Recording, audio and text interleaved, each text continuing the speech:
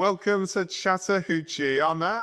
And I'm George. And before we get into this week's episode, could we just ask you to like, subscribe, follow, and if you wouldn't mind sharing, it helps us to get the best guests and continue delivering the best Chatter Hoochee content that we can.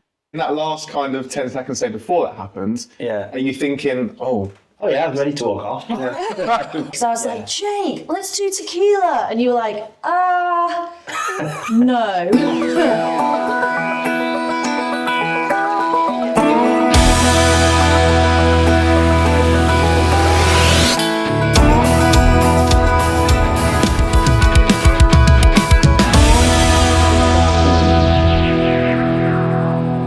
Jake O'Neill, welcome to Chatter Hoochee. Hello guys, thank you very much for having me. You are so welcome. You are our first studio guest. This is very exciting.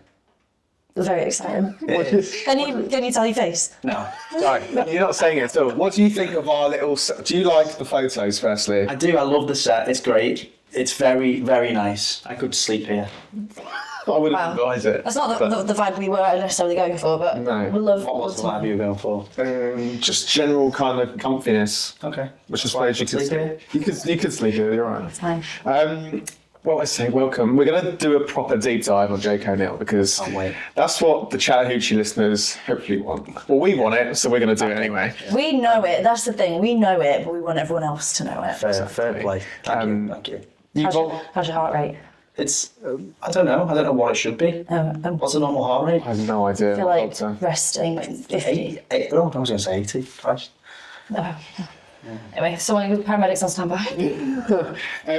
It's been a crazy few years for you, Yes. but let's take it back to The Voice, Okay. where we first heard Jake O'Neill. Baby Jake. Baby Jake, Yeah. Baby J, performs Elton John song I did. on that show. I did. Anne Marie, Will I Am, they're all vibing, but it was Tom Jones. It was Tom Jones. What's the one that was that his? That was- Is that how does he actually sound? Does he sound Sounds like exactly, that? not like that, but he sounds like how he sounds. Yeah. How you think Tom How Jones you think he sounds? sounds. That's exactly And it. his voice in person is like his singing voice is absolutely incredible as well. Like for the battle round, we were rehearsing and stuff, and he put it in, and he was singing a little bit.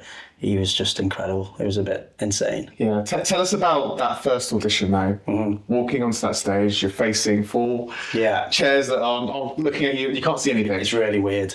It's honestly so strange because when I had my blind audition as well, we were in COVID, so there was actually no audience. It was just screens on the back of the studio. Oh, God. So it was really weird. And there was like, obviously in the audition you can hear like claps and stuff, but that's put in afterwards because there's no audience there.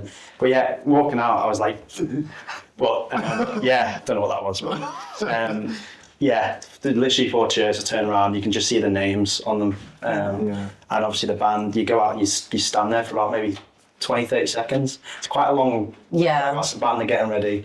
Then it starts, you've got a minute and a half. And then you literally turn maybe last 2 seconds from the cut-off point from when you can turn, so yeah. Well, I was going to say, what was going through your head when you are nearing the end of this song, knowing that no one's turned around yet? Oh yeah. And then all of a sudden happens. But Yeah. in that last kind of 10 seconds, say, before that happens, Yeah. are you thinking, Oh yeah, I'm ready to walk off. I'm fully going to turn around, but as well, no one else would notice, but I didn't practice. I did a few runs at the end. I wasn't meant to do that, just because I was trying to get someone to do it. Just like added little bits I of... love that. You got leveling it up. Like, come on, guys. I mean, hopefully. But yeah, it was a load of fun, and yeah, the only show maybe 30 seconds, 40 seconds of talking, but there's a good 10 minutes of it. So Oh wow. yeah, the feedback that they give you is not always shown, but yeah, it was good feedback. So yeah, And then sadly, we're not the winner of The Voice. we weren't the winner. But Always, it's okay. That's okay. How did you feel kind of walking away from that show and being like, I've had a taste Yeah. of what I want and I need to make this happen? What was kind of going through your head then? Yeah, it was like that because I've never been on TV or done anything like that before, so it was pretty intense. And the only downside, because it was during COVID, is that I couldn't go out and just gig straight away. I literally just, I think there was about, I don't know, maybe 6 months until I could get out and gig again. So it kind of put things on a slow burner for a little while. But it gave me confidence and loads of gigs and stuff like that. And but mainly just self-confidence, I think, yeah. What were you doing in that 6 months? Were you, like, writing, connecting? Like, it must be so frustrating to have all this, like, traction, but then not being able to go anywhere. Yeah, so I wrote my first song during that time, and then I released it off the back of it maybe about 8 months after The Voice, so that was really good. But yeah, I think it just literally just gave me confidence, because before that I wasn't gigging too much, I wasn't doing anything, and when I was doing it, I was just like, yeah, this is what I want to do. So it wasn't actually that long ago either. So What was the first moment you were like, I'm actually going to apply? so I actually applied for The Voice when I was like 17, like No way. years before. I had a blind audition again, but I was like, I didn't get through. Yeah, this time they kind of just said, come and do it again. So I was just like, yeah, I did. And then, this time it was better. So, yeah. You've got a bit of maturity behind you, a bit more experience. Yeah, I think the first time I went on there, I was really struggling on what I was singing and stuff. I think I sung a James Bay song, I think, for the first time, in the pre-auditions and stuff like that. I didn't really know what route I wanted to go down. And this time I actually tried to sing some country, but they didn't let me. So it's the only downside, I would say. Not letting you choose your own songs, but Yeah. Elton John was all right. From Elton John, it's all Bit right. of- Legend. Yeah, I mean, it wouldn't be my first choice. No. You know. It worked. Worked for you. But Maybe you will. And kind of going back, watching those voice videos, I hate doing that, by the way. well, Is there too many out there? There's just me with a fade. yeah, Crazy stuff. but it's your voice still. And I know that sounds like such a weird thing to say, but it's not like it was Jake O'Neill's country voice singing an Elton John song. Yeah, it's weird because looking back, I know I can sing well better than that now because just experience and stuff like that. But obviously, it's still me, and I just think that I'm just well more mature and more confident and more passionate about it. You know your direction, you know yourself. Exactly. Yeah, that counts for a lot. Yeah. So since leaving The Voice, was that 21? 2021. And now we're in 25. What's that journey been like? I mean, that's such a massive question, but in these last 4 years. Yeah, I mean, the first couple of years I was really trying to home in on trying to find my sound and what I wanted to be releasing and stuff. And I think it was 2022 I started releasing some of the country stuff, more country stuff. I released like What Do You Say and Loving On Me and stuff, my first EP. And I kind of felt like that was definitely the direction I wanted to be going in because it's just what I was naturally writing, so it would make sense to release that sort of stuff. But yeah, it was really interesting because I've got so many songs that I wrote when I was maybe from 17 to 20 that are just sat there that I don't know, maybe I can revisit them or something in some space of time. But I think that the next 4 years after The Voice, we're just trying to find my sound and get some more confidence with gigging and get some experience. So When you were writing, was it always kind of the country sound that you kind of stepped towards too? Yeah, even when I look back at what I was writing when I was maybe 17, 18, they're all just like subconsciously just like country sound stuff because obviously I listened to a lot of like Chris Stapleton, a lot more pop country back then as well, but it just every time I'd write a song, it'd be this sounds like a country song, even if it is very poppy or very sometimes a bit like indie rocky as well. So but it was always quite country sounding. You know, when anyone says like, "Oh, it sounds like a country song," I just hear Luke Combs. You know, at the end of the Long Neck Beer song, he's like, "Man, that's a country song." Yeah, love that. The beers. Love that. Oh yeah. That's right. Okay, following that narrative then of country music in the UK, what do you say to people, because we know they're out there, we don't like them, but we know they're out there, who say the UK does not or should not have a country music scene? I don't understand why there shouldn't be. I really don't understand it. There's so many subgenres in country that it doesn't make a difference, I don't think. There's so many subgenres in every genre anyway. It's like saying that you can't do rock music because you're not heavy rock or something, I don't know. But especially in the UK country scene, we're not trying to exactly emulate exactly what they're doing. It's just our type of country, I think. And I think, why not? And I think like a lot of UK folk indie stuff, if that was in the States, that would come under country. And that's why people think it's such a new thing, but it's actually not. We've just been marketing it differently. 100%. We've got tons of artists that have been, since like 2010 onwards. Or I know that's quite late, but even for the folky, like Ben Howard, for example, that's very folky stuff. But like there's some songs there that could come onto country and stuff like that. There's loads of artists. That's just one example, but we've always had it, but we've just called it something different. Yeah. And as someone now who is at the forefront of that, of the UK scene, how did you kind of approach it? Because I mean, the way it looks, looking at you and just watching how you do your thing, it's I'm Jake O'Neill and this is what I'm going to do. If you don't like it, lump it, quite frankly. Basically. I mean, country's not everyone's taste, but when I first was getting onto the scene and meeting new people and stuff, I just thought that the community was so nice and quite tight knit as well. I thought that just having that around me was very supportive as well, because I first met you guys. Did I meet you at the BCMAs as well? No, football last year for the first time. Oh yeah, I met you at the BCMAs in 2024. 25, 24? 24, correct. Yeah. I don't even know. Time flies, hasn't it? But just being there and being in and around everyone was just I mean, I'd only just released I Leave This Town, so I was kind of just getting into that scene and making myself known, because before that I was releasing songs, but I wasn't in any circles. I didn't know anyone. I didn't do any gigs. I was just still pub gigging and stuff like that and whatever. So it was nice to just meet the people that were in the UK country scene as well. Leave This Town, I think, really put you on the map for UK country. It was definitely the song I heard. I was like, wait, this guy's from England? Like, what? From Liverpool. He's from just outside. Just a bit of a wall, so. And do you know what is such a huge testament to your kind of progress is the reception that you had at C2C this year. That's such a bucket list event for any kind of country artist, UK, Australian, European, US. Everyone wants to be on the lineup for C2C. So you made that this year, along with a lot of friends in the circuit, which was nice to kind of see you all on the stages that you should be on. But let's talk about so you had 3 performances. Yes. A secret third. A secret third. So we did secret third. The roundup stage in the daytime. Yeah. You did the Countryline stage, you closed the Countryline stage on the Saturday night, and then you had a secret third appearance at the after party. Which was really fun. So let's start the roundup stage. I didn't make it to that set. Did you go to that set?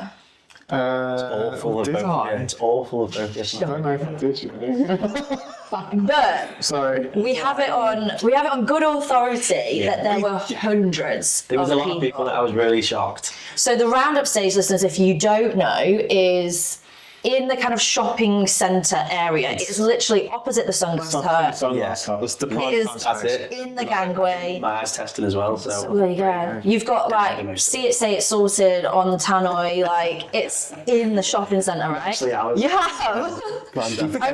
Brilliant. Lakeview, I remember last year Lakeview were really trying to rock out to it, and you just got this woman being like, say it, sorted. Yeah. And then, in the middle of the. It's not these ways. If you see something suspicious. So what did you go into that being like, if this many people turn up, I'll be happy. Yeah. And then that massive crowd. Talk us through what that was like. It was really, really nice. I genuinely didn't know what to expect, because it's my first time at C2C anyway, and I just I'd never seen it. I didn't know what to expect or how many people were going to be there, but it was a bit mad just getting on stage.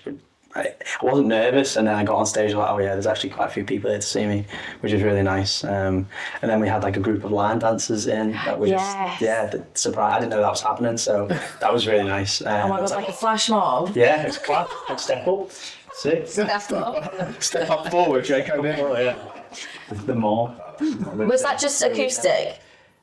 Just acoustic. Just acoustic. I think it was 45-minute-ish set, an acoustic. But no, it was amazing. That many people there, and I felt like I did well, and I was happy with how I performed as well. So I really loved that. It was good. And even that daytime slot, you're still up against big US names that are Graham Barham was on in the daytime, Zach John King, Kenzie Carpenter. They were all daytime set, so you're still kind of battling against those big US names that people are excited to see, and they chose you. Well, that's really nice. I think I said something during the set. I was like, I know there's so many other people on right now. I think First Time Flyers as well. Wow. They had the same, and they had some crowd outside. They were doing it again. I think that's where you were. I was actually backstage. Thank you very much. No, I'm joking, but they were.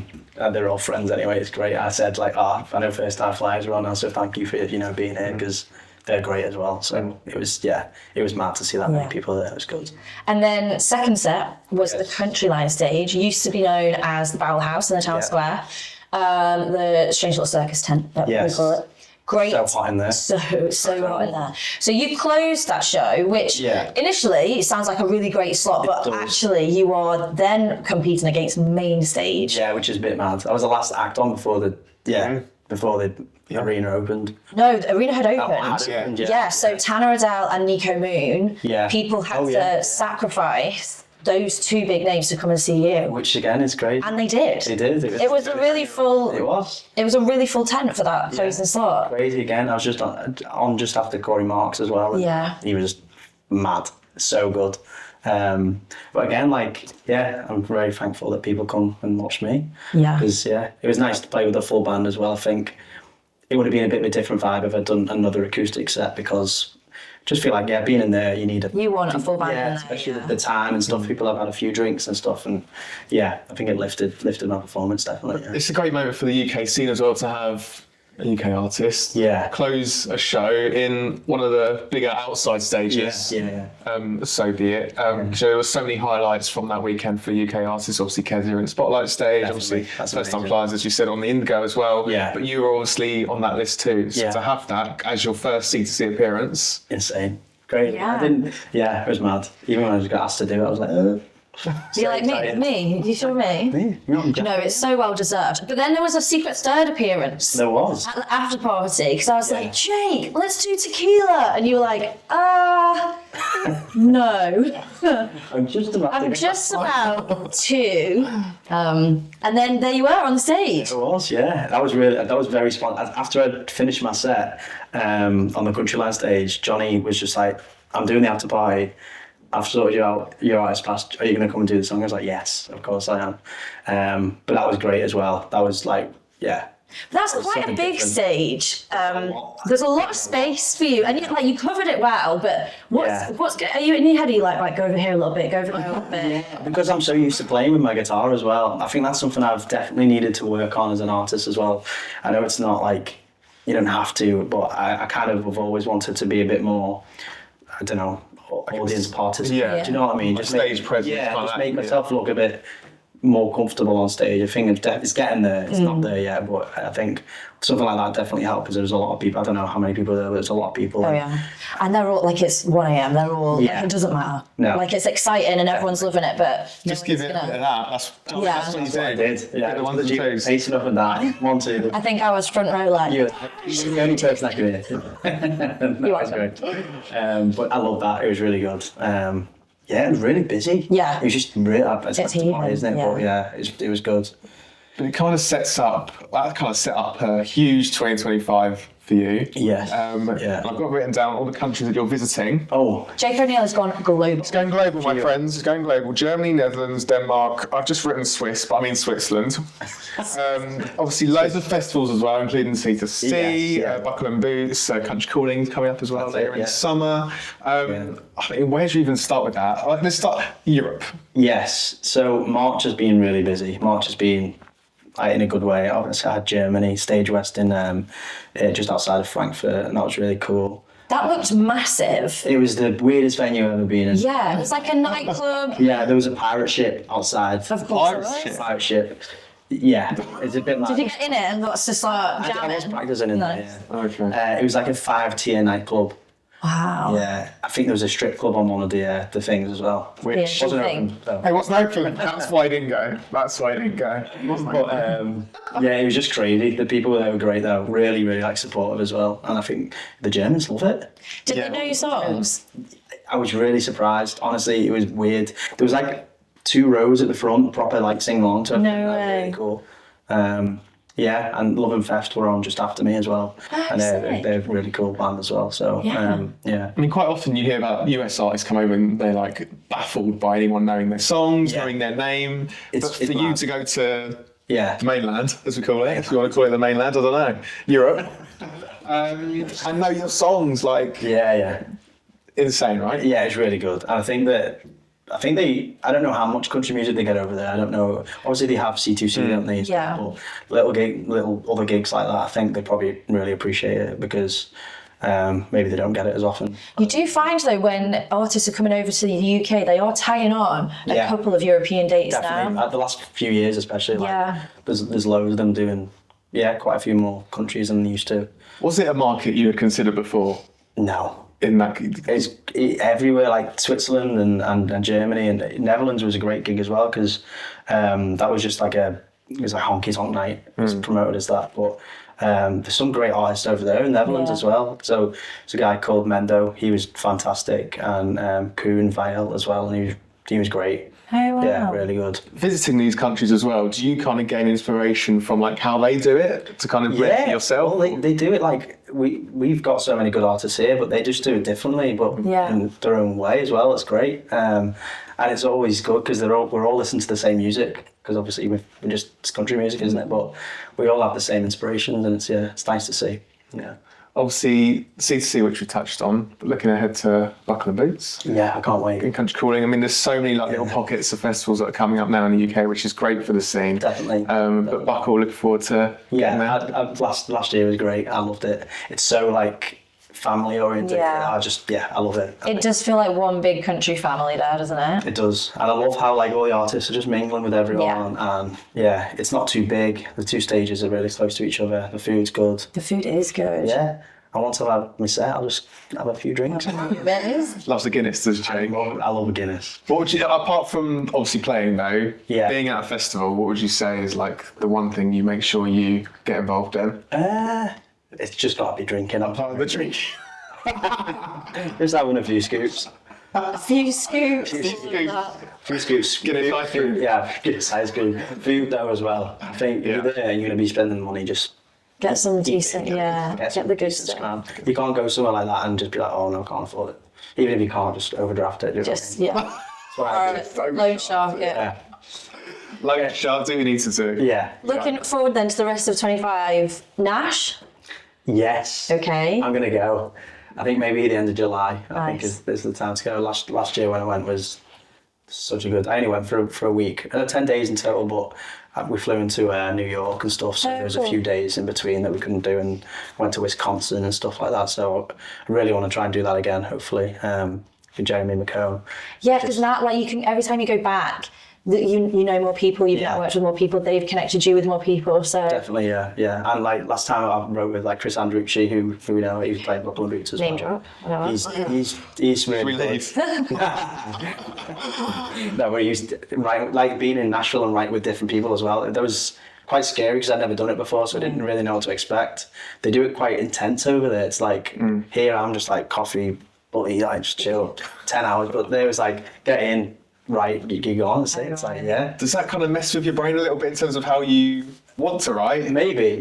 and what to talk about? I think it was more like a conscious thing for myself. Like am I good enough? I don't know, but I'm over there doing it. So Yeah, and you're going back again. yeah, hopefully if I can afford it. Stop talking about your overdraft. Yeah. I have to get another one. We don't do financial advice. No, That's by the way, for anyone listening, we don't do that. We don't. Long Road, can you say anything? Is there anything going I'd on? love to play longer. Yeah, Yeah. If I'm not playing, I'll be going. for sure. How do we feel about James Bay? Oh, okay, you've gone there. He's gone there straight away. No comment. So it's such a weird thing because I like James Bay. but I do. I don't know. But Yeah. it's It was surprising. it's a great lineup though. My issue is, and I was texting you about this, there's a significant lack of female representation on the main billing of Long Road this year, which is disappointing. We got Alana Springsteen. Yeah, and she's down. Yeah. Okay. For me, it was open for someone like, I don't know, an Ashley Cook. Yeah, Ashley McBride. Maybe a Hayley Whitters, maybe. There's a someone like that. Because there was a lot at C2C, wasn't there? There was Yeah, there was a lot of females there, which was brilliant. But Long Road is just missed the bar a little bit on that one for me personally. I think having three male headliners is not representative of the amazing progress and work that the women are doing in the industry. I agree. But So many options. We can go into that. save that for TED Talk. Save the pint after. Yeah. Right, it is game time, and we know that because G just did that. We play a game on this show. We have guests, and we only ever had one guest on the show, and so we've only done it once. It's called Chatter 10. Game is a strong word. Game. It's not really a game. It's a segment, a bit. It's a segment. Maybe like funky little music. I don't know. The idea is like quick fire. I'm not good at this sort of stuff, but I will give it my best shot. Do you know what? We'll just clip it. We'll make it look like it was quick. Yeah, that's what it's all about. So don't move too much. Okay. Okay, who's going first? I'll go first. Right, go for it. Okay, so first question, 10 questions, as quick as you can. What's your favourite song? Fire away, Chris Stapleton. Okay. Favourite artist? Chris Stapleton? Your favourite album? Ooh. Don't say Chris Stapleton. No, I'm going to say Come Around Sundown by Kings of Leon. Oh, okay. Curveball. Country crush? Lacey K. Booth. Oh. Yeah. What artist do we need to hear? I mean, Dan Smalley, I think, is Yeah. probably up there. He's just, for me, the most underrated ever. For sure. His album, The State of Country Music. Incredible. Yeah, great album. Top tier. This is a bit put on the spot. Favourite line from a song? You can say your own if you want. This is a put on the spot one. I think Love You Anyway, Luke Combs, the first verse, I think is if your kiss shattered me like glass, I'll be enough to make the pieces last. I think it's something like that, Okay. or something. I'll tell you for it, it's a great line. It's a Use really it. nice line, yeah. Best gig you performed? I'll have to say C2C or 49 Winchester support. Yeah, I'd say so. Oh, we didn't talk about Oh, it's all right. It's okay. that. Never mind. Best gig you've been to? I've been to so many this year, especially. I think Cameron Marlowe in Belfast was up there for me. Okay. Yeah, the Belfast one was really, really good. Yeah. I was about to be like, yeah, it was so good, and you're like, in Belfast. Yeah, sorry. Yeah, it's just more intimate. We were closer. That was fantastic. It is what it is. Who's your go-to artist to listen to right now? John Mayer. Oh. Oh. Yeah, I love a bit of John Mayer at the minute. What's your country karaoke song? It's got to be Tennessee Whiskey. Yeah. Mine's Taste of Us, one shot. Mine's not. Can we just go back? Because there's two massive things that we've not Yes. touched on. Yes. Awful that. 49 Winchester. 49 Winchester. Well, first he toured with Canaan Cox. Oh yes, yeah. How did that come about? Yeah. So I can't. It was May last year. I don't know why I'm asking you. It was May. It was May I last year. think it was, yeah. Yeah, and Canaan got in touch with me because he was doing Buckle and Boots as well. So Yeah. I formed Buckle and Boots, and he just said he loves my stuff and would I be open to going doing a few shows. I did 2 shows with him in Scotland, Edinburgh and Glasgow. Oh, wow. And yeah, great guy, and it was really fun. He has like proper fans. Yeah. they love him. So it was nice to immerse myself in that kind of scene as well. Yeah. He's a proper, there's a lot of artists that obviously are amazingly hard working, but he works. He works hard. He does everything on his own. Obviously, yeah. he's got his family behind him and stuff, but he's an independent artist. He's really, really hard working. Yeah. Especially with content. He's great with the content. He's a great performing arts guy, though, isn't He he? is, yeah, you He's can a tell. triple threat, yeah. He is, So yeah, that yeah. really comes across. Okay, so you're up in Scotland, you're supporting Canaan Cox, you've got a day off. Yes. What happened? Mad. It was a Thursday, and I was literally just gonna. Yeah, we spoke about this when we did an interview, and I was literally just had nothing planned, and then I saw like something on Facebook. I don't even know what it was. It was like Drayton Farley had pulled out because of family reasons. He had to go back home, and then I just was like put myself in the mix. I was like, I'm here. I can do it, Guys. yeah. I can do it. Let's do it. And then the manager Norman basically got in touch with someone. I think it was Rachel from AEG. Right. She was putting on the gig, and she said that there's a few people that are going to have a little listen to your music, and then we'll get back in touch. And then they followed me on Instagram, so I was like, yeah. I was like, come on. That's what you know. Yeah. And then 10 minutes later, they said, they like your stuff and come and do it. But it was just mad because it's like the first time I've been in a proper dressing room. There was beers, there was food. Did you submit a rider and you're I like, didn't. listen, blue M&Ms only? They got it right. They knew me because it was just beer. It doesn't matter what it is. You're like, this guy loves a scoop. Kettle chips and beer. What flavour? Salt and vinegar. Always. Salt and vinegar. Okay. Kettle chips always. They were at C2C this year. They were. Did they say, Jake, let's hang out? They didn't. I saw the photographer Jordan. We always chat and stuff. He's great, by the way. Everyone needs a photographer. Get in touch with him because he's great. That's rude when you're literally in a room with a... I meant American. But yeah, I saw him, but I didn't get a chance. They were in Belfast and Glasgow as well. Oh, so they were up and out. And... Yeah, they just did the Friday at London. So yeah, they left at maybe like midnight, I think. So didn't get a chance to. But when you look back then, on the last 4 years, as soon as you leave The Voice, 2021, and what is your highlight so far, would you say? I think it's got to be C2C, really. Because I didn't think I'd be doing it so soon into my musical career. I thought maybe it'd take me a few years and stuff, and which I was really happy to do anyway, because like still you have to work hard for that sort of stuff. So I was ready for it to be maybe in 2 or 3 years if it was to happen. So I think that is surprising, but yeah, it was good. Yeah, definitely that. And Absolute Radio Country's Artist of the Week. Yeah. What do you think that's done for you in terms of your progression as an artist? I think it's definitely given me some sort of just clarification that I'm doing something right. Yeah. Because I feel like it's just radio and stuff is really hard here in the UK for us UK country artists. I think not just Absolutely, but I think they all need to try and do a bit better for the UK scene, because, you know, for me that was just like, yeah, clarification. I think it just opens doors for other people to say they actually can happen. So yeah, keep doing it. And Balin said it himself, it's music that's standing up against the US music now. Yeah, which is really nice. We've got it, we're doing it. Yeah. It's just, we need that recognition. So we do, I think so. It's here. It's definitely, there's so many great artists and friends. So we all need some.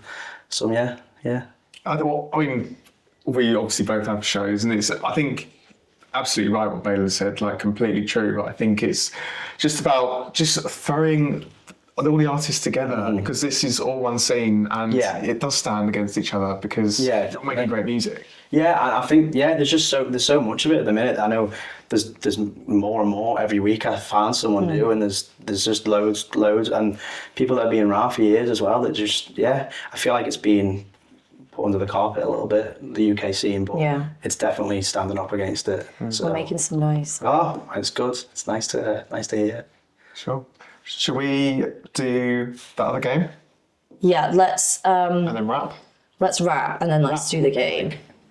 R&B joke now. Or should we do the game now? Let's do the game now. Okay, let's do okay. Or chicken rap? You remember the rehearsal game? Yes. Do you want to play? I can play. Okay. We're all doing it? No. Okay, all right. It's you and Matt. It's me and you, mate. 2 random words. Are you ready? Okay. 3, 2, 1. Football. You know me well. Okay. Okay. Getting closer. Listen to. Okay. 3, 2, 1. Chelsea. We're really not going to get further away. You're really going. Okay. So it's got to link. It's got to link Mud and Chelsea. Something that's like. I can tell you a few things that link them to. More than Chelsea. There is Mud. Right. So, are you ready? Okay. 3, 2, 1. Grass. Hey! Fantastic. Get in. 3, that's good. Nice. Considering how far away we are. Okay. Jake O'Neill, thank you so much. Always a pleasure. Thank you. We will see you on a stage somewhere soon. Thank you for having me. You have been listening to Chatter Hoochee, a 65 country podcast. Remember to like, subscribe and follow and tell all your friends.